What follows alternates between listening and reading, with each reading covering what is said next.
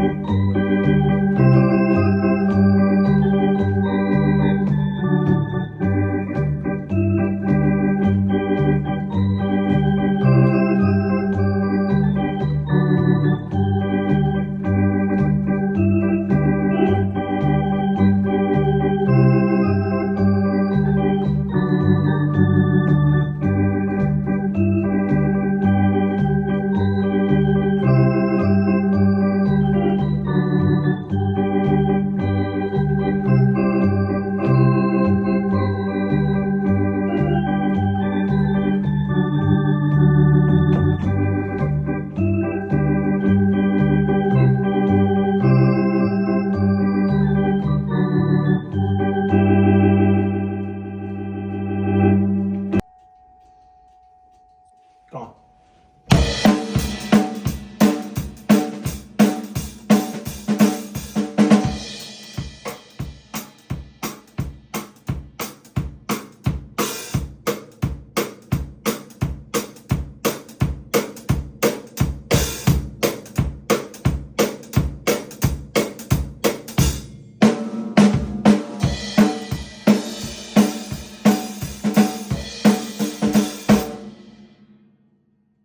Getting your photo taken. That was a good one.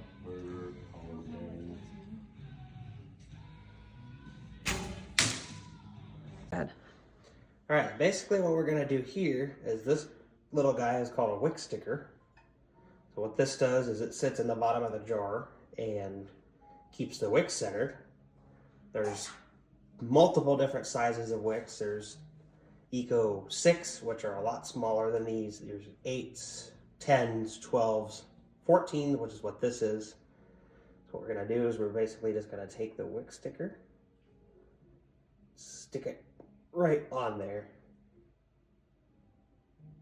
pull this backing off.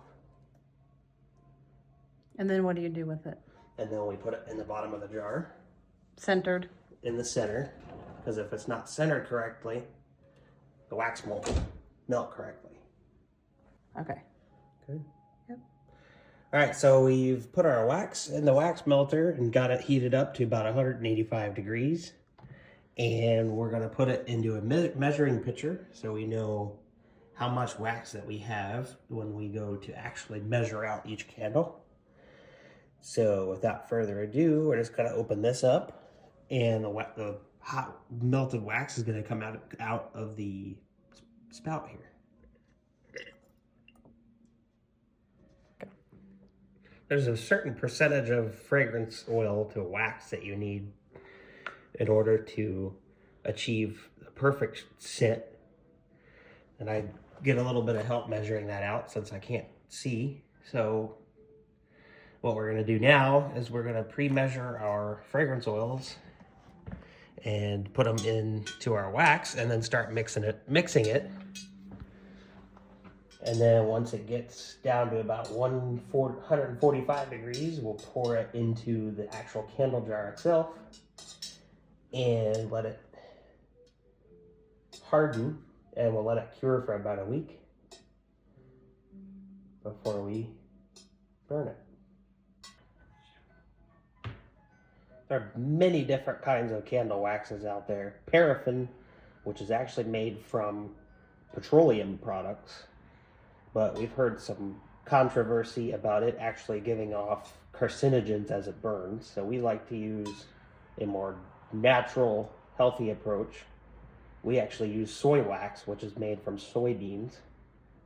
Eventually, once my brother's honeybee business gets bigger, I'd like to actually use beeswax, which is the most natural, healthy form of wax that you can get in a candle. It actually gives off positive ions as it burns.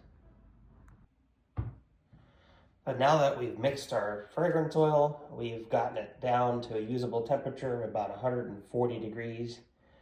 The next step is to pour it into the candle jar and let it set. If you have some wax left over, you can use it for wax melts, which is a little chunk of wax that you can put into a little dish with a light bulb underneath it, and it makes your house smell nice.